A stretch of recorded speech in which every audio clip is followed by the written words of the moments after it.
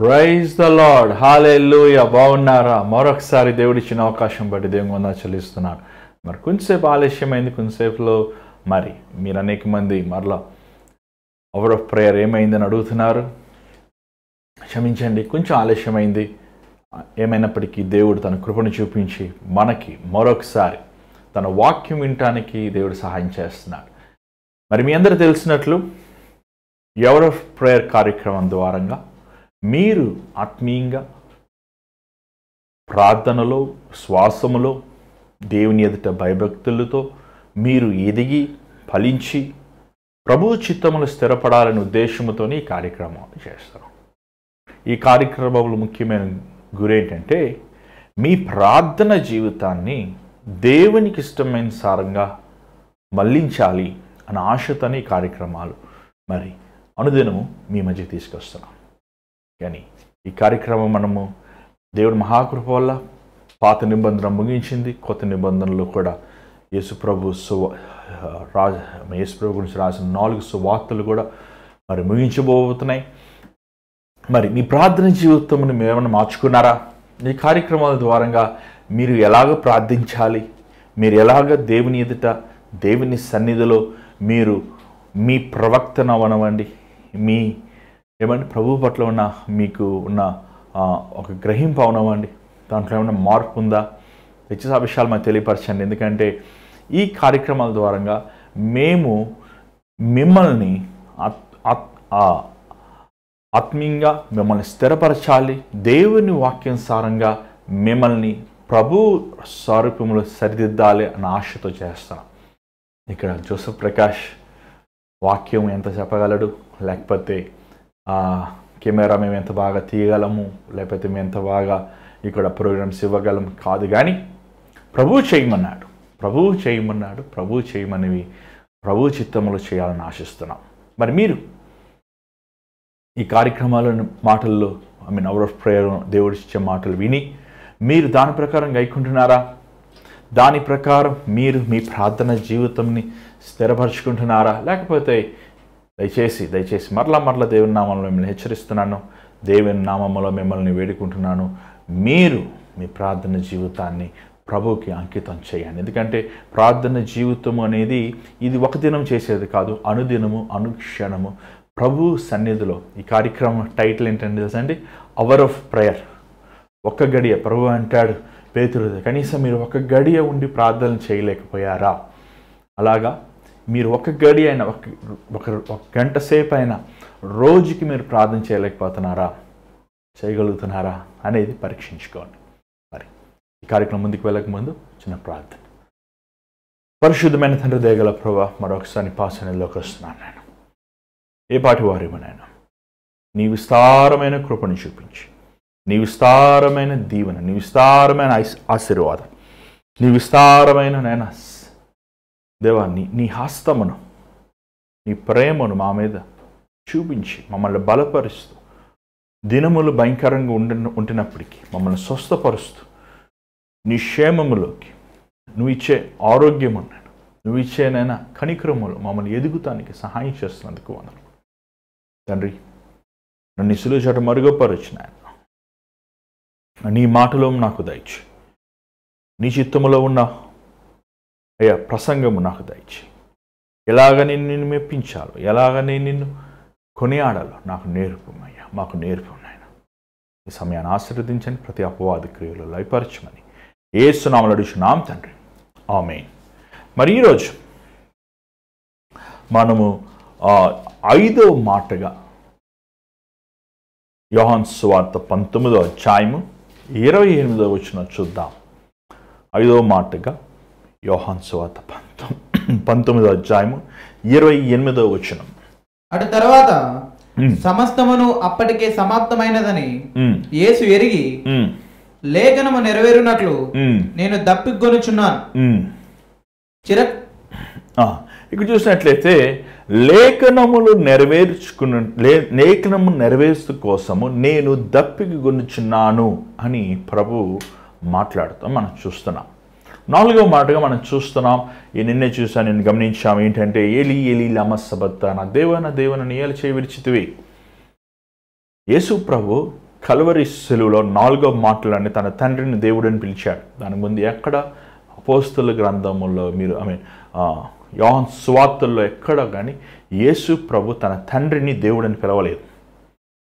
ఆయన మన పాపములు మన అపరాధములు ఆయన మీద మోపబడినప్పుడు చీకటి కమ్ముకున్నాను. అంత మాత్రమే కాదు, మనం గమనించినట్లయితే ప్రభు ఉగ్రత ఆయన మీద పెట్టినప్పుడు 5వ మాటగా అంటున్నాడు, దప్పిగా కొనుచున్నాను. దప్పిగా ఏంటి? ఈ దప్పిగా ఏంటి? ప్రభు దప్పి గురించి మాట్లాడుతున్నా చూసినట్లయితే కొన్ని వచనాలు మనం చూస్తాం. దాని తర్వాత దాంట్లో ఉన్న సారమును మనం గ్రహించుకుందాం.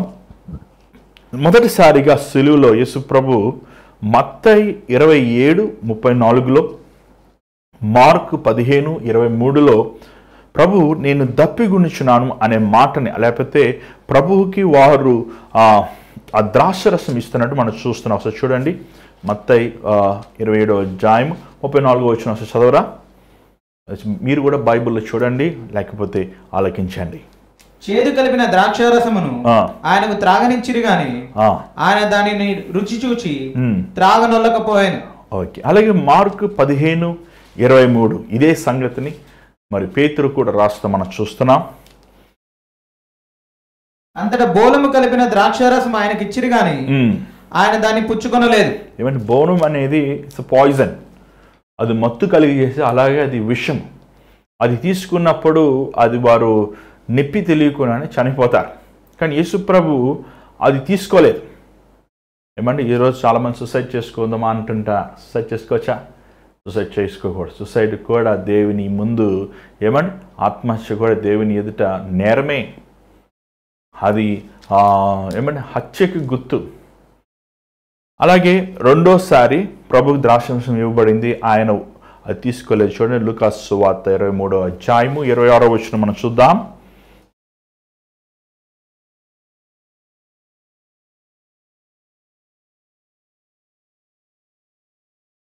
23వ అధ్యాయము 26వ వచనం.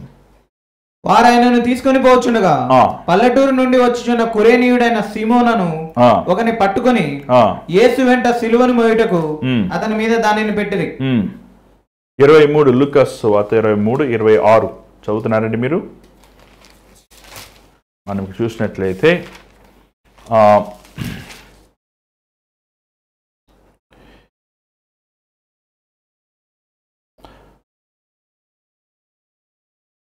క్షమించండి, 36 చదవండి. అంతటా సైనికులు ఆయన ఎద్దకు వచ్చి ఆయనకు చిరకనిచ్చి, నీవు యూదుల రాజు అయితే నిన్ను నీవే రక్షించుకున్నామని ఆయనను అపహసించరు. మళ్ళీ రెండోసారి ఆ సైనికులు ఆయనకి ఆ చిరుకును అని ఉంది, వైన్ వెనిగర్ అని ఉంది ఇంగ్లీష్లో. మీరు చేదైన ద్రాక్షరసం అని ఉంది, మరి ఒక చోట ఏమో చెరుకును అని ఉంది. కానీ ప్రభువు దాన్ని తీసుకోలేదు, దాన్ని తాగలేదు. మూడోసారి మన యోహాను సువార్త 19వ అధ్యాయము, ఈ 19వ అధ్యాయం మన యోహాను మీద చదివినట్లు 29లో మనం చూస్తున్నాం. దయచేసి చదవరా? చిరకతో నిండి ఒక పాత్ర అక్కడ పెట్టి ఉండాను గనక వారు ఒక స్పంజి చిరకతో నింపి హిస్సోపు పుడకకు తగిలించి ఆయన నోటికి అందించిరి. యేసు ఆ చిరకు పుచ్చుకొని సమాప్తమైనదని చెప్పి తల వంచి ఆత్మను అప్పగించాను. ఇక్కడ చూసినట్లయితే ఇది మూడోసారిగా ఆయన నోటి దగ్గర పెట్టినప్పుడు యేసు అది పుచ్చుకుని అని రాయబడి ఉంది. మొదటిసారి పుచ్చుకోలేదు, రెండోసారి పుచ్చుకోలేదు, మూడోసారి పుచ్చుకున్నాడు. అంటే పుచ్చుకున్నాడంటే తాగాడు లేదు మనకు తెలియదు, కానీ మరి ఎంతవరకు అది మనకు తెలియదు. కానీ ఏమండి అది ఒక స్పాంజ్ లాగా ఉంటుంది. స్పాంజ్ వాళ్ళు నోట్లో పెట్టినప్పుడు తడిపినట్టున్నారు. ఇక్కడ చూసినట్లయితే ఇది చేదైన ద్రాక్షరసం, అంటే ఒక చీప్ ద్రాక్షరసం. అంత మాత్రం కాదు, ఇది ఈ ద్రాక్షరసంతో పాటు ఇక్కడ చూసినట్లయితే ఇవి రాసిన చూసినట్లయితే ఈ సోపు అనే చెట్టుని ఇసోపు అనే చెట్టుని వారు దాంట్లో ఏమని అది ఆ ప్రభు ఆ యుసోపు అనే చెట్టుని దాన్ని కట్టి, లేకపోతే ఆ చెట్టు ఆకు కట్టి వారికి తాగిపిచ్చును అని ఒక మనకు క్లారిటీగా రాయలేదు బైబిల్లో, కానీ యుసోపు చెట్టు వాడబడింది. అక్కడ ప్రభువుకి ఆ చేదైన ద్రాక్షరసంని రాశారని సంగతి మాట మనం చూస్తున్నాం. కానీ ఇక్కడ ఇదే ఒక ఆత్మీయ అంశం మనం చూసినట్లయితే హిస్సోపు చెట్టు ఒక దీవెనకి గుర్తు. యాక్చువల్గా మనము నిర్గమకాండం 12వ అధ్యాయము 22వ వచనం చూసినట్లయితే, నిర్గమకాండం 12వ అధ్యాయము 22వ వచనం చూసినట్లయితే, బైబిల్ ఉన్నారు చూడండి ఒకసారి. మరియు హిస్సోపు కుంచె తీసుకొని పల్లెములోనున్న రక్తంలో దాన్ని ముంచి ద్వారబంధపు పై మిక్కిని 2 నిలువు కమ్ములకును పల్లెములోని రక్తమును తాకింపవలెను. ఇక్కడ ప్రభు అంటున్నాడు చూడండి, ఏ గృహం మీద సిలువ రక్తము గొర్రెపిల్ల రక్తం ఉంటుందో ఆ గృహంలో మరణం ఉండదు అంటాడు. ఇక్కడ హిస్సోపు చెట్టు తీసుకొని రక్తముని, గొర్రె రక్తమును ముంచి దాని మీద రాయమంటాడు. ఇక అదే మనం చూసినట్టు యోహాను సువార్త చూసినట్లయితే ఆ హిస్సోపు చెట్టు ఏమండి ప్రభు రక్తము, ఆ సిలువలో కార్తన రక్తము ఆయన ఏమండి తుడవబడుతుంది. అంటే ఏమండి మనం చూసినట్లయితే పస్కా పండుగకి ప్రభు ముందు రోజు, అంటే ఆ పస్కా పండుగ 14వ దినమున ఆ గొర్రెని చంపే రోజు ముందు రోజు, లేకపోతే ఆ రోజు ప్రభు మరణించాడు అనే సంగతిని మనం చూస్తున్నాం. అంటే ఆయన ప్రభు ఒక సింబాలిక్గా ఆయన పాప భారము మోసుకు వెళ్ళే గొర్రె పిల్లగా ఉంటాం మనం చూడగలుగుతున్నాం. ఇదే మరి సొలొమోను కట్టిన మందిరంలో మనం చూసినట్లయితే, మనము సొలొమోను కట్టిన మందిరంలో ఏమంటే వారు మందిరములో కూడా మనము హిస్సోపు అనేది వాడబడతాం అనేది మనం చూడగలుగుతున్నాం. అది మరి అంత మాత్రమే కాదు, ప్రత్యక్ష గుడారంలో కూడా హిస్సోపు అనే చెట్టు లేవీకాండం 14వ అధ్యాయంలో మనం చూడగలుగుతున్నాం. మీరు 4 నుంచి 7 వరకు, లేకపోతే 44 నుంచి 52 వరకు చదువుకోవచ్చు. కానీ ఇక్కడ చూసినట్లయితే ఒక సాదృశ్యముగా లేఖనములు నెరవేర్తము కోసం దేవుడు ఈ మాట్లాడినాడు. మానవుడు పాపం చేస్తున్నప్పుడు పాపం చేసేవాడికి దాహం సృష్టించబడుతుంది. ధనం సంపాదించాలని ఆశ ఉన్నవాడికి ధనదాహం ఉంటుంది. వ్యభిచారం చేసేవాడికి వ్యభిచారం ఆశ ఉంటుంది. సారె తాగేవాడికి, తాగుబోతుకి తాగుడు దాహం ఉంటుంది. ఈ కామముతో నిండి ఉన్నవారు కామదాహం ఉంటుంది. ఈ సినిమాలు చూసేవారు సినిమా దాహం ఉంటుంది. ప్రతి ఒక్కరికి ఒక దాహం అనేది సృష్టించబడింది. చూడండి, ఈ సిగరెట్లు తాగేవాళ్ళు చూడండి, ఎన్ని సిగరెట్లు తాగుతుంటారో. తాగినప్పటికీ తృప్తి ఉండదు. భార్య ఉంటుంది, బిడ్డలు ఉంటారు, అయినా సరే తన వ్యభిచార ఆశలకి తృప్తి ఉండదు. ఒక ఆమెతోనా ఉంటాడు, ఊర్లో ఉన్న ప్రతి ఒక్కళ్ళతో ఏమంటే ఆ ఊర్లో ఉన్న ఏమంటే అనేక మందితో అఖరమైన సంబంధం పెట్టుకుని ఉంటారు. రోజు ఎంతోమంది పాప వ్యసనములు, పాపానికి పాపము దాహాన్ని సృష్టిస్తుంది. యేసు ప్రభు మన పాపంలో ఆయన మీద పెట్టినప్పుడు ఆయన నాకు దప్పిగొనిచున్నది అన్నాడు. అంతవరకు నేను నాకు దప్పిగా వేస్తుంది అని ప్రభు అనలేదు. గెత్సెమని తోటలో ఆయన రక్తము ఆయన చెవంట రక్తముగా మారినప్పటికీ కూడా ఆయన నీళ్లు తాగినట్లు మనకు కనబడతలేదు. ఆయన కొట్టబడినప్పటికీ, కొరడాతో అవమానపరచబడినప్పటికీ, లేకపోతే నిందించబడినప్పటికీ, ఆయన కొట్టినప్పటికీ, సిలువ వేసినప్పటికీ ఆయన దప్పిగొనిచున్నది ఆయన మాట్లాడలేదు. కానీ ఎప్పుడైతే తన తండ్రి తనని విడిచాడో, లోక పాపము తన మీద మోయబడిందో, నేను దప్పికున్నాను అంటున్నాడు. ఈరోజు మానవుడు దప్పికతో నిండి ఉన్నాడు. అంటే తృప్తి లేని వాడుగా ఉన్నాడు. దేవుడు నీకు ఎన్ని ఇచ్చాడు నీ జీవితంలో, దేవుడిని ఎంతగా ఆశీర్వదించాడు, దేవుడిని ఎంతగా దీవించాడు.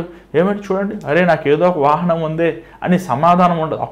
సప్పు చేసి ఇంకో వాహనం కొనుక్కుంటారు. ఏదో ఉంటానికి ఒక అద్దెలేని ఉందిలే అని తృప్తి పడరు. సొంత ఇల్లు కొనుక్కోవాలని అనవసరమైన ఆలోచనలు పెట్టేసుకొని అప్పులు చేసేసి ఉన్నదంతా పోగొట్టుకునేవారు అనేక మంది మనం చూస్తున్నాం. ఈరోజు ఏంటి నీ దాహం? పొద్దుట లేస్తే కొంతమంది దాహం ఏంటి తెలుసా? చదువుకోవాలి. చదువుకున్నాకేంటి నీ దాహం? సంపాదించాలి, ఉద్యోగం కావాలి. సంపాదించే నీ దాహం ఏంటి? ఇల్లులు వాకిలు దేవుడు ఇచ్చాడు. ఎన్ని ఇల్లు ఉంటామండి? ఎన్ని ఇంట్లో ఉంటావు చెప్పు? ఒక ఇల్లు సరిపోదా? ఈరోజు 2 గదులు తుడుచుకోవటానికి మనకు కుదురుతలేదు. ఎవరినన్నా అమ్మ ఉచితుడు, అయ్యా ఉచితుడు మనం బతిమలాడుతున్నాం. అలాంటిది ఎందుకు నీకు 2 ఇల్లులు? ఎందుకు నీకు 3 ఇల్లులు? ఒక వాహనానికి పెట్రోల్ కొట్టుకోవడానికే మనకి భారంగా ఉంటుంది. ఒక వాహనాన్ని మనం శుభ్రంగా క్లీన్ చేసుకుంటానికి చాలామంది కష్టంగా ఉంటుంది. చాలామంది కార్లు ఎక్కుతుంటాను నేను. ఎంత గబ్బుగా ఉంటాయో కార్లు. ఏమండి అసలు 5 నిమిషాలు కూర్చోబుద్దా, దిగిపోతా. ఆ తిని ఏమండి, ఆ తిని గిన్నెలు, ఆ వాటర్ బాటిళ్ళు, ఆ టిష్యూ పేపర్లు, ఉన్న ఒక చిన్న కారే ఇంకొక కారు కావాలి నాకు, ఇంకొక ఇల్లు నాకు కావాలి, ఇంకొక ఏమండి ఇంకా ఎక్కువ సంపాదించాలి. సంపాదించిన ఆస్తి అంతటిని కూర్చోబెట్టుకుని ఏం చేసుకుంటావు? అనుభవిస్తాం లేదు. అనవసరంగా ఇంట్లో భార్య భర్తల మధ్య దేనికని గొడవ చెప్పండి? డబ్బుల కోసమే. బోల్డ్ డబ్బులు ఉంటాయి బీరోలు, ఇంకా ఉల్లిపాయల దగ్గర, ఇంకా ఉప్పు దగ్గర, ఇంకా కారం దగ్గర. ఏమండి ఈరోజు ఎంతోమంది రేపు ఎలాగా అని రేపుడి గురించి దాహం కలిగి ఉన్నారు. ఈరోజు నువ్వు సంతోషంగా ఉన్నావా? ఈరోజు నేను దేవుడు దీవించాడా? ఈరోజు నేను దేవుడు ఆశీర్వదించాడా? ఒక 15 సంవత్సరాల ముందున్న నీ పరిస్థితిని, నీ జీవితాన్ని ప్రభు లేవనెత్తాడా? నీ బ్రతుకుని దేవుడు స్థిరపరిచాడా? దేవుడు నీకు కృప చూపించాడా? దేవుడు నిన్ను బలపరిచాడా? ఇన్ని గమనించినప్పుడు నీ హృదయంలో కృతజ్ఞత ఉండాలి. ఇంకా లేని వాటిని చూసి విసుక్కుంటున్నావు, లేని వాటిని చూసి సంపాదించాలని ఆతృత పడుతున్నావు. ఈరోజు ఎంతోమంది జీవితంలో తృప్తి లేదండి, దాహముతో ఉన్నారు. దేవుని వాక్యం సెలవిస్తుంది, దుర్మార్గుడు సంపాదించిన ఆస్తి అంట నీతిమంతుల కోసం దాచిపెడతారంట. దుర్మార్గుడు అప్పు చేసి ఇల్లు కట్టుతాడు, ఆ ఇంట్లో చక్కగా నీతిమంతుడు అనుభవిస్తాడు. ఏమిటి యోగ్యత లేదు చాలామందికి. గొడ్డులాగా ప్రయాసపడతారు, వారి జీవితాంతం కష్టపడతారు. ఏం తీసుకువెళ్తావు? ఉన్న ఒక మంచం మీదే పడుకుంది, నీకు సమయం లేదు. ఇంకా చాలామందికి అదేదో మొన్న ఒక ఆయన చెప్తున్నాడు, మంచం అంతా ₹1,00,000 పెట్టి కొనుక్కున్నాడంట. ఎందుకంటే ఈ మంచం నిద్ర రావట్లేదండి, అందుకని మంచి మంచం కొనుక్కుంది. మంచి మంచం నిద్ర వస్తుందా? రావట్లే. ₹1,00,000 చూడండి, ఆ రిక్షా తొక్కేవాడు చూడండి, ఆ రోడ్లో పడుకుంటాడు వాడు బండ్లు పోయినా, చీమలున్నా, మట్టి ఉన్నా, దుమ్మున్నా గొరగ పెట్టరు పోతే. అది నిజమైన ఆశీర్వాదం, అది నిజమైన దీవెన. ఈరోజు మనుషులకి సంపదలు ఉన్నాయి కానీ సమాధానము లేదు, ఆస్తుపాస్తులు ఉన్నాయి కానీ క్రీస్తు లేడు. అది యెషయా గ్రంథం మనం చూస్తున్నాం. చూడండి యెషయా ఏమంటున్నాడు? యెషయా 55వ అధ్యాయము 1వ వచనం చూడండి. యెషయా 55వ అధ్యాయం 1వ వచనం చూడండి. దప్పికొన్న వాళ్ళారా నీళ్ళ యొద్దకు రండి. రూకలు లేని వాళ్ళారా మీరు వచ్చి కొని భోజనం చేయుడి. రండి. రూకలు లేకపోయినను ఏమియు నీయకయునను ద్రాక్షారసమును పాలను కొనడి. చదవండి, 2వ వచనం చదవండి. ఆహారము కాని వాటి కొరకు మీరేలా రూకలిచ్చెదరు? సంతుష్టి కలగజేయని దాని కొరకు మీ కష్టార్జితమును ఎందుకు వ్యయపరచెదరు? చూసారా? ఎందుకు? ఆహారం కాని వాటివి, నీళ్ళ కాని వాటివి, నీ జీవితాన్ని, నీ మనశ్శాఖని, నీ బ్రతుకుని పాడు చేసే పాప వ్యసనములు ఈరోజు చూడండి. మానవులు చూడండి అసలు ఏమేమి తింటున్నారండి. అదేదో మన కుర్రోడు అంటాడు, ఏంద్రా నోటి కింద అంటే హార్న్స్ అంట. అంటే ఏమొస్తుందో ఏమవుద్ది అంటే ఆ నోటి కింద పెట్టుకుంటంట అలాగ పరలోకాల కాకిలాగా ఎగిరిపోతున్నట్టు ఫీలింగ్ ఉంటుంది. ఈరోజు ఎంతమంది యవనస్తులు, ఈరోజు ఎంతమంది మనుషులు, ఎంతమంది దేవుని నమ్ముకున్న వారు డ్రగ్స్కి అడిక్ట్ అయిపోయారు. ఆ సారాయి బాటలు లేకుండా పడుకోలేకపోతున్నావే. ఆ చెడు వ్యసనములు చూడకుండా, అశ్లీలమైన దృశ్యాలు చూడకుండా నువ్వు ఒక దినమును గడపలేకపోతున్నావే. అక్రమమైన ఆలోచనలు, కామ ఆలోచనలు ఆలోచించకుండా నువ్వు జీవించలేకపోతున్నావే. యేసు ప్రభు నేను దప్పికొనుచున్నానంటే ఆశ్చర్యం వేస్తుంది. ఎందుకంటే యోహాను 4వ అధ్యాయంలో ఏమన్నాడు చూడండి. ప్రభు 4వ అధ్యాయము 13వ వచనం చదవండి. అందుకు యేసు ఈ నీళ్లు తాగు ప్రతివాడును మరలా దప్పికొనును. నేనిచ్చు నీళ్లు తాగువాడు ఎప్పుడును దప్పికొనడు. చదవండి. నేను వానికిచ్చి నీళ్లు నిత్య జీవనముకై వానిలో ఊరేడి నీటి బొగ్గగా ఉండునని ఆమెతో చెప్పాను. ఏమండి? నీటి బొగ్గగా ఉంటదయ్యా నేను ఇచ్చే నీళ్ళన్న ప్రభువే కల్వరి సెలువులో మన కోసం నేను తప్పికొన్నానని ఎందుకనాలి ప్రభు ఆ మాట? అసలు ఆయన ఏ పాపం చేశాడైనా? నిరంతరమైన శాశ్వతమైన ఏమండి జీవం నీళ్ళు ఇచ్చేవాడు నేను అన్న ప్రభువు తప్పిగున్నాను అంటున్నాడు. గమనించినట్లయితే పరిశుద్ధమైన దేవుడు మన కోసము పాపయ్యాడు. జీవజలమైన జీవమునిచ్చే ప్రభు, నిరంతరమైన శాశ్వతమైన జీవం ఇచ్చే ప్రభు ఎప్పుడైతే లోక పాపములో ఆయన మీద మోయబడిందో ఆయన ఏమన్నాడు తెలుసా? నేను దప్పిగున్నాను, నేను దాహం నాలో ఉంది. ఈరోజు ప్రియమైన దేవుని బిడ్డలారా, నీలో దాహం ఏంటి? ఏంటి నీ దాహం? దేని గురించి నువ్వు ఆతృత పడుతున్నావు? దేని గురించి నువ్వు చింతిస్తున్నావు? దేని గురించి నువ్వు కంగారు పడుతున్నావు? ఏంటి నీ వాంఛ ఏంటి? నీ ఆలోచనలు ఏంటి? ఈరోజు చూడండి, రాజకీయవేత్తలు చూడండి, ఆ పదవి కోసం ఎంత నీచంగా ప్రవర్తిస్తారో, ఆ పదవి కోసం ఎంత దౌర్భాగ్యంగా జీవిస్తారో. అన్యాయం చేసి, అక్రమం చేసి, దౌర్జన్యం చేసి, ఒకరిని చంపి ఒకరిని ఏమంటే దోచుకుని అన్యాయంగా ఈరోజు ఎంతమంది అండి పక్కవాడివి దోచుకుని నేను పైకి రావాలనుకున్నవారు దేవునికి భయం. అసలు దేవుడికి భయం లేదా మీకు? దేవుడిని చూడరా మీరు? దేవుడు ఏమంటే చూస్తున్నాడని భయం ఉండదా? నువ్వు ఏది విత్తుతావో అదే నువ్వు కోస్తావు. నువ్వు ఏ పాపాలను విత్తుతావో, ఏ దుర్మార్గతనమును విత్తుతావో, ఏ నీచమైన స్వభావాలను నువ్వు విత్తుతావో, ఏ భ్రష్టమైన కార్యములను విత్తుతావో ఆ ఫలములను నువ్వు కోస్తావు. దప్పిగా పోద్దు. సాయంకాలం ఇదండి, ఈరోజు ఈ సాఫ్ట్వేర్ ఇంజనీర్స్ అంటారు, ఆ ల్యాప్టాప్లు పట్టుకొని డబకట ఈ వర్క్ ఫ్రమ్ హోమ్ అంటున్నారు, కానీ కనీసం ఈరోజు ముందు ఆఫీస్కి వెళ్ళి ఆఫీస్కి వచ్చే టైం అన్నా కొంచెం రిలాక్స్ అవుతుంటారు. కనీసం ఆఫీస్లో ఉన్న కొంచెం ఏమైనా టీ బ్రేక్, ఏమైనా లంచ్ బ్రేక్ ఉంటుంది. ఇక్కడ ఏ బ్రేక్ లేదు. ఎడిక్ట్ అయిపోయారు ఈరోజు ఎంతోమంది. వారి జీవితాలని, వారి బ్రతుకుని చూడండి. పిల్లలు చూడండి, చదువు పాప ఆ పిల్లలు కూడా ఏమన్నా ఎంత మానసికంగా ఒత్తిడిలో ఉంటారండి. దాని తోడి ఈ తల్లిదండ్రులు చదువు ఎందుకలా బలవంతం చేస్తారు? చదువు ఎంతవరకు చదువుతారో అంతవరకు చదవండి. ఏమంటే 10th ఒక తమ్ముడు చెప్పాడు నాకు విజయవాడలో, అన్న 10th 100%, ఇంటర్లో 98%, డిగ్రీలో 98%. ఈరోజు ఉద్యోగం లేదన్న ప్రార్థన చేయను అన్న. నాకు ఆశ్చర్యం, ఇంత పర్సెంట్ కూడా ఉద్యోగం లేకపోతాం ఏంటయ్యా? ఉద్యోగం లేదన్నా, ఉద్యోగాలు లేదు, ఉద్యోగాలు ఇచ్చేవారు లేరు. మార్కులు కొడితే నీకు ఉద్యోగం వస్తుందని ఎవడు చెప్పాడు? దేవుడు ఆశీర్వదిస్తే ఉద్యోగాలు ఇచ్చేవాడుగా దేవుడు చేస్తాడు. ఈరోజు అనేక మంది జీవితంలో ఫలితం లేదు. కారణం ఏంటంటే, అభివృద్ధి లేదు. కారణం ఏంటంటే, దేవుని దీవెన లేదు. కారణం ఏంటంటే, వారు దాహం కలిగి ఉన్నారు. చూడు, మన విశ్వాసాలుగా మనము దేవుని పట్ల దాహం కలిగి ఉండాలి. దేవుని వాక్యం చదవాలి. పుస్తకాలు చదవాలి, బైబిల్ చదవచ్చు కదా. బైబిల్ చదివితే ఏమొస్తుందండి? ఉద్యోగం చేస్తే డబ్బులు వస్తాయి. పుస్తకాలు చదువుకుంటే మార్కులు వస్తాయి. బైబిల్ చదివితే ఏమొస్తుంది? ప్రార్థన చేసుకుంటే ఏమొస్తుంది మాకు?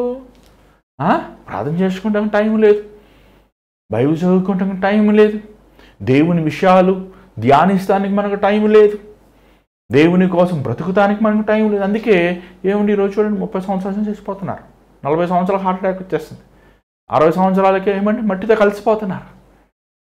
ఏంట్రా మిలిగిందంటే అప్పులు తప్ప, జబ్బులు తప్ప, పోరాటాలు తప్ప సమాధానం లేదు. కానీ యేసు ప్రభు నీ భారములు నా భారములు కల్వరి సెలువులో ఆయన మోసాడు. మన అపరాధములను ఆయన మోసాడు. మనలో ఉన్న ప్రతి సాతాను క్రియలు ఏమండి ఆయన మోసాడు. ఆయన తప్పికున్నాడు. ఈరోజు నువ్వు తప్పికున్నావా? ఒక ఆయన అన్నాడు, అన్నా నేను సివిల్స్ అవ్వాలి. 12 సంవత్సరాలు రాశానన్నా. 12 సంవత్సరాలు కూర్చుని రాస్తే వెనకాల భాగం గెడ్డలు కూడా వచ్చేస్తున్నా. ఏమైందయ్యా? క్లియర్ అయిందా? లేదన్నా, క్లియర్ అవ్వలేదు. 12 సంవత్సరాలు సేవ చేయమంటే సివిల్స్ కావాలి. 12 సంవత్సరాలు చదివి చివరికి జుట్టు అంతా తెలుపు అయిపోయింది. ఇంకా తన జీవితంలో ఒక గమ్యం లేనివాడుగా, ఏది సాధించిన వాడు అయిపోయాడు. ఆ సిస్టర్ అలాగే 5 సంవత్సరాలు బ్యాంక్ కోచింగ్ రాసి చివరికి పెళ్లి వయసు కూడా దాటిపోయిందన్న. ఇప్పుడు పెళ్లి చేసుకోమంటే ముదిరిపోయిన వాళ్ళందరూ వస్తున్నారు, విడాకులు తీసుకున్న వాళ్ళు వస్తున్నారన్న. ఏమండి, ఏ వయసులో అది చేయకుండా నేను బ్యాంక్కి రాయాలి, బ్యాంక్ రావాలి రావాలి రావాలి, దాహం, లోకంలో దాహం. చూడండి, దేన్ని బలవంతం చేసుకోవద్దు. దేవుడు ఉద్దేశంతో నిన్ను ఈ లోకం సృష్టించాడు. దేవుడు తలంపులు నీ పట్ల వ్యత్యాసమైనవి, ఒక్కొక్కడి పట్ల వ్యత్యాసమైనవి. నీ పక్కవాడు బ్యాంక్కి వెళ్ళాడు కాబట్టి, నీ ఎదుటివాడు ఐఏఎస్ ఆఫీసర్ అయ్యాడు కాబట్టి నువ్వు ఐఏఎస్ ఆఫీసర్, లేకపోతే నువ్వు అలా చేయాలి, నువ్వు అలా ఉండాలని రూల్ ఏం లేదు. దేవుడు ఒక్కొక్కడి పట్ల ఒక ఉద్దేశం కలిగి ఉన్నాడు, ఒక గురి కలిగి ఉన్నాడు. ఏమంటే ఎంతోమంది ఈరోజు యవనస్తులు, ఎంతోమంది చిన్నవారు ఏమంటే చిన్న చిన్న బిజినెస్ వ్యాపారాలు పెట్టుకుంటున్నారు, ఎంతో లాభాన్ని అనుభవిస్తున్నారు. మనం చూడొచ్చు అలాంటి వారు స్టార్టప్ కంపెనీస్ కోట్లు సంపాదిస్తున్నారు. దానికి కారణం ఏంటంటే ఏమంటే వారు దేవుని చిత్తానికి లోబడ్డారు కాబట్టి. ఏంటి దేవా నా పట్ల నీ చిత్తం? ఒక్కసారి రాయి సివిల్స్, అది కూడా ఏంటి ఈ ప్రభుత్వం వారు ఏమంటే ఫ్రీ, నువ్వు ఎన్నిసార్లు రాసుకోవచ్చు అని పెట్టేశారు. ఇంకా 14 సంవత్సరాలు రాశాడంటే అసలు ఆలోచించి చూడండి, ఆ వ్యక్తి ఇంకేమన్నా అసలు తన జీవితం దేంట్లో స్థిరపడగలడా? విలువైనది దేవుడిచ్చిన అవకాశాలు. ఈరోజు ఎంతోమంది యవనస్తులు వారి యవన జీవితాన్ని పాపదాహంతో నిండి ఉన్నారు. ఈరోజు చాలామంది యవనస్తులు స్నేహితులమ్మట ఒక తమ్ముడు వచ్చాడు, అన్నా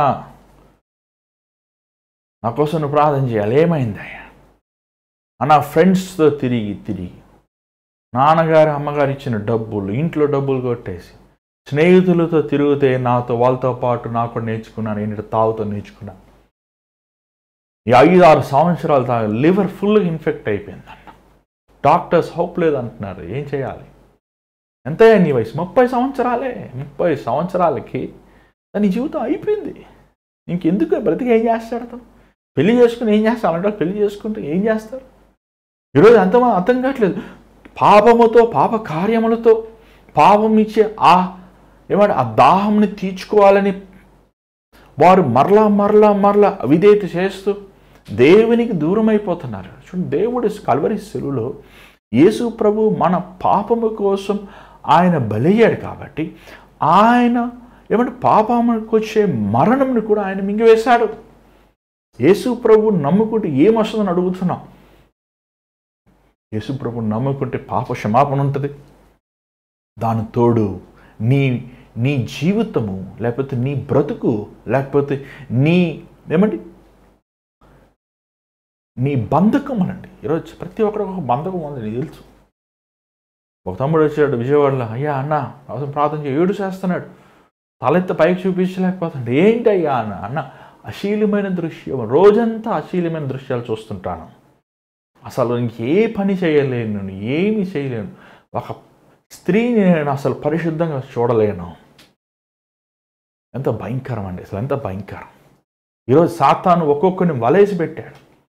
పాపము వల్ల వచ్చే జీతం మరణం ఏమంటే పాపం ఇచ్చే బాట ఏమంటే తెలుసా అండి? ఆ పాపం చేస్తున్నప్పుడల్లా బాగానే ఉంటుంది, ఆ పాపంలో ఉంటున్నప్పుడల్లా ఆనందంగా ఉంటుంది. గజ్జి కొంతమందికి మరి ఈరోజు ఈ మధ్య ఈ క్రీమ్స్ వచ్చిన తగ్గిన పాత రోజు చాలామంది గజ్జి వస్తుంది చూడండి. ఆ గజ్జి చాలా చిన్నగా ఉంటుంది కొంతమందికి, అది గోకెక్కువది. అబ్బా ఎంత హాయిగా ఉంటుందో, మళ్ళీ ఆపేస్తే మంట. పాపం కూడా అంతే, అది నీ తినివేసి అది చేసేవరకు నీకు హాయిగా ఉంటుంది, అది తాగే వరకు నీకు ఏ స్వర్గంలో ఉన్నట్టు ఉంటుంది. ఆ దుర్మార్గమైన కార్యములు, ఆ దుర్మార్గమైన బ్రతికే వరకు నువ్వు బాగానే ఉంటావు, కానీ అది నిన్ను కాటు వేసి నీ ప్రాణం నరకానికి తీసుకువెళ్తా. యేసు ప్రభు మన కోసం కల్వరి శిలువలో తప్పిగొన్నాడు.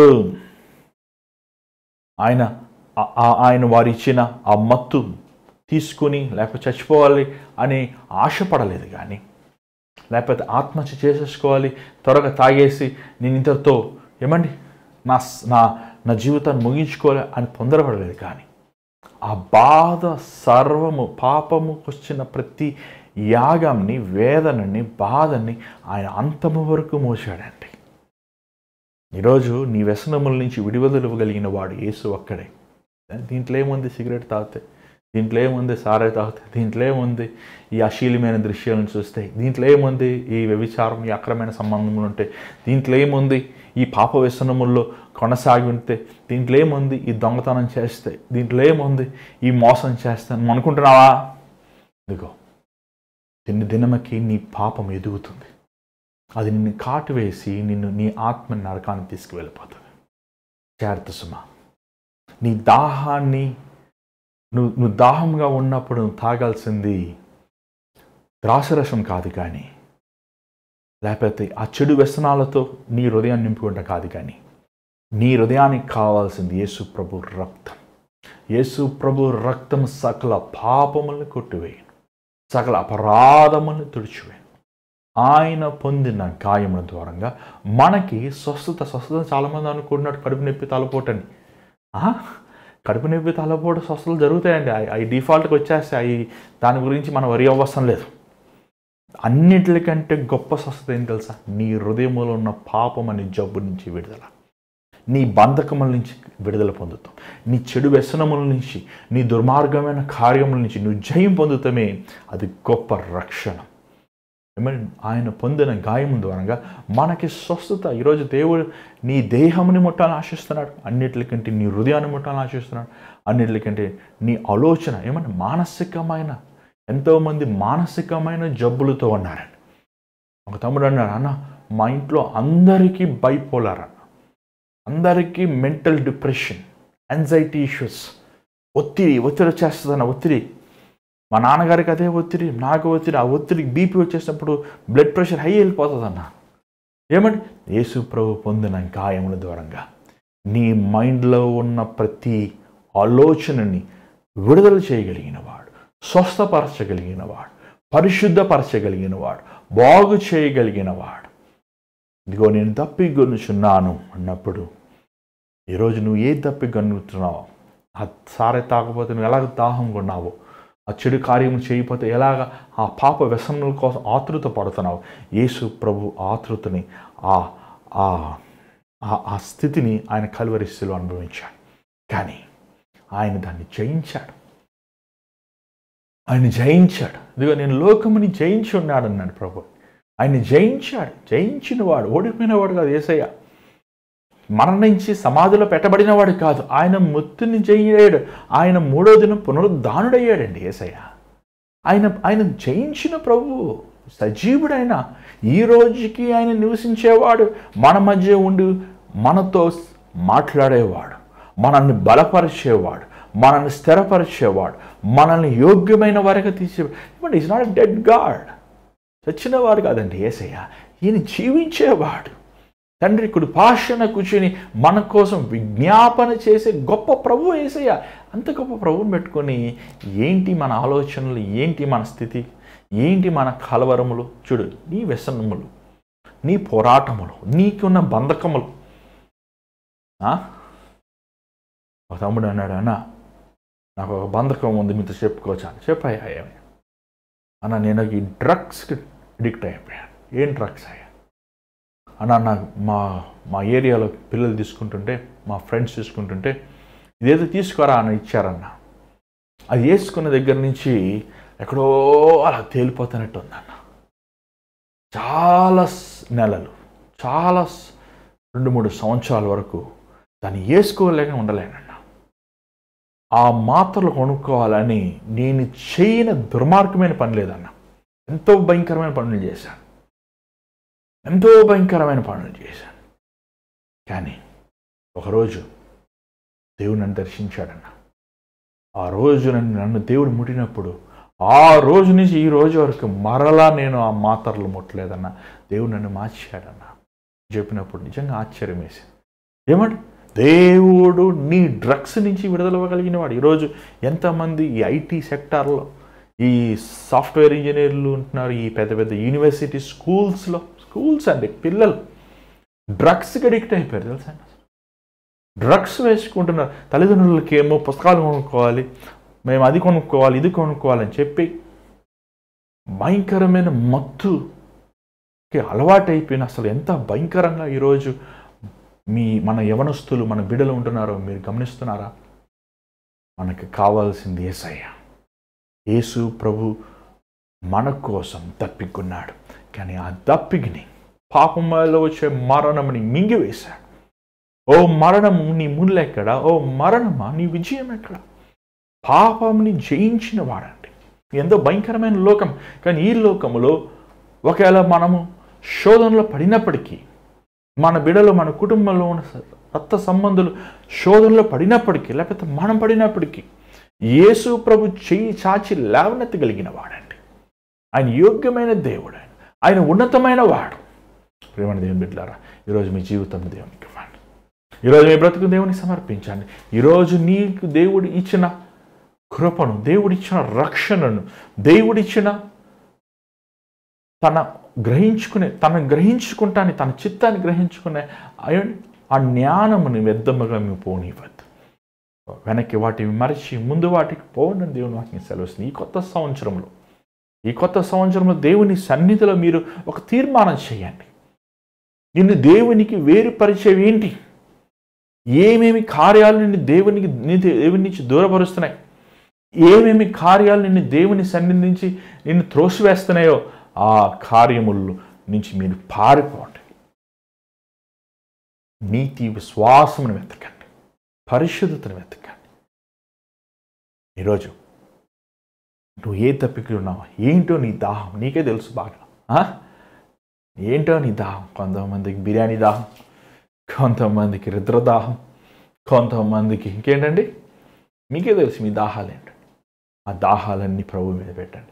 ప్రభు, నీ రక్తముతో నన్ను కడుగు, నీ రక్తముతో నా సకల తరతరములుగా వస్తున్న ప్రతి శాపములని, కీడుని, ప్రతి అపవాది సృష్టించిన పాప దాహముని తీసివే ప్రభా. దేవుని సన్నిధిలో మొరపెట్టండి. దేవుడు మనకి విజయం ఇస్తాడు. ఈరోజు నీ జీవితం దేవుని సమర్పించుకో. ప్రియమైన దేవుని బిడ్డలారా, దేవునికి నీ హృదయం సమర్పించుకో. తెచ్చి స్థలం ఉంచండి, ప్రార్థన చేద్దాం. పరిశుద్ధమైన తండ్రి దయగల ప్రభా, ఈరోజు మా హృదయంలో ఎంతో దాహం ఉందయ్యా. లోకం పట్ల, లోక కార్యాల పట్ల, పాప వ్యసనముల పట్ల, దుర్మార్గమైన అయ్యా విషయముల్లో మేము ఆతృత పడుతున్నామయ్యా. తప్పు అయిన విధముగా ధనం సంపాదించాలి, తప్పు అయిన విధముగా లోకరీతైన విధముగా లాభం సంపాదించుకోవాలి, కూర్చోపెట్టుకోవాలి అనే స్వార్థమైన మనసుతో మేము హృదయం ఉందయ్యా. అవును నాయన, మాకు పరిశుద్ధత కోసం దాహమును దయచి, మాకు నీతిమంతులుగా బ్రతకాలని దాహమును దయచి, సత్యమును మాట్లాడాలని దాహమును దయచి, అయ్యా నీ జీవం అనే మార్గంలో నడవాలని మాకు దాహం దయచి, నీ వాక్యంను చదవాలని మాకు దాహమును దయచి, అయ్యా మోహరించి మా చేతులెత్తి గంటలు నీ సన్నిధిలో మొరపెట్టాలని మాకు దాహమును దయచేయండి. పాపానికి వచ్చే దాహమును సిలువలో మోసివేశా. ఇసోపుతో ఆ దినమున ఎలాగా దేవా ఆ గొర్రెపిల్ల రక్తమునైనా వారు గుమ్మముల మీద ప్రోక్షించబడింది, అలాగే నేను మా తల మీదనైనా నీ రక్తము ప్రోక్షించు ప్రభువా. మమ్మల్ని ప్రోక్షించు, మమ్మల్ని శుద్ధిని చేయి ప్రభువా. మమ్మల్ని కడుగు నాయన, మమ్మల్ని పరిశుద్ధపరచు అయ్యా. మమ్మల్ని బాగు చేయమని, నీకు యథార్థమైన నమ్మకస్తులుగా అంతవరకు ఉండడానికి సహాయం చేయమని ఈరోజు ఈ కార్యక్రమం చూస్తూ ఎవరైతే వారి జీవితాన్ని సమర్పించుకుంటున్నారో వారితోనే నువ్వు దర్శించమని యేసునామమున అడుగుచున్నాం తండ్రి, ఆమేన్. మరి ఈరోజు ఈ కార్యక్రమంలో మీ దీవించబడిన నమ్ముచున్నాను. దేవుడు మీతో మాట్లాడండి, మాకు తెలియపరచండి. ఎవరైనా బలహీనంగా, అనారోగ్యముతో, మీరు మానసికమైన ఒత్తిళ్లతో, పాప వ్యసనములతో మీరు కానీ మీ కుటుంబ సభ్యులు గారు ఉంటే మేము మీకు ప్రార్థన చేయాలని ఆశిస్తే మరి ఈ స్క్రీన్ మీద కనబడుతున్న నెంబర్కి మీరు వాయిస్ మెయిల్ కానీ వాట్సాప్ కానీ మీరు చేయండి. మేము మీకోసం లేకపోతే మీ కుటుంబ సభ్యుల కోసం ప్రార్థన చేయాలని ఆశిస్తున్నాం. మీరు ఎవరైనా ఇతరుల కోసం ప్రార్థన చేయాలని ఆశించినప్పుడు వారి పేర్లు చెప్పండి, ఎందుకంటే పేరు పెట్టి మనం ప్రార్థన చేయాలి దేవుని సన్నిధిలో. అలా ఈ కార్యక్రమం ద్వారా మీరు మేలు పొందుతూ దేవుడు మిమ్మల్ని ప్రేరేపిస్తూ ఒక చిన్న కానుక పంపించాలని ఆశిస్తే మరి గూగుల్ పే, ఫోన్పే ద్వారా మీరు పంపించవచ్చు, అకౌంట్ నెంబర్ ద్వారా మీరు పంపించవచ్చు. దేవుడు మిమ్మల్ని ఈ పరిచర్యలో పాలుపంచుగా ఉంచాడు. ఎంతోమంది మీరు మేలు పొందుతున్నారు, ఎంతోమంది మీరు స్వస్థత పొందుతున్నారు, ఎంతోమందికి దేవుడు మీకు చేసిన ప్రార్థనలు మీకు జవాబిస్తున్నారు. కానీ చాలా కొద్ది మంది మాత్రమే వెనక్కి తిరిగి దేవునికి ఒక చిన్న కానుక, కృతజ్ఞత కానుక ఇస్తున్నారు. దయచేసి గమనించండి. ఈ పరిచర్య ఎంతో భారమైన పరిచర్య, ఎంతో అవసరతలో ఉంది. ఎన్నో అవసరతలు ఈ పరిచర్యలో ఉన్నాయి. కాబట్టి మీరు ప్రార్థనాపూర్వకంగా మీరు విత్తినప్పుడు దేవుడు అది మీకు మాకు దేవునికరంగా చేస్తాడు. మరి దేవుని చిత్తమైతే మళ్ళీ రేపు 7 గంటలకు కలుసుకుందాం. అంతవరకు God bless you. Take care.